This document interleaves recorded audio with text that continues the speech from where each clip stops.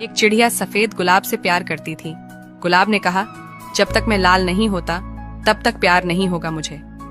चिड़िया इंतजार के लिए गुलाब के कांटों पर लेट गए और उसके कांटों से लहूलुहान हो गई। चिड़िया के खून से गुलाब लाल हो गए और बोला, अब मैं तुझे प्यार करता हूँ। पर चिड़िया मर चुकी थी।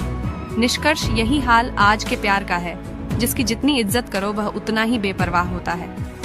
कहानी अच्छा लगा हो तो अपनों के साथ जरूर शेयर करें और साथ में पेज को फॉलो भी कर लें।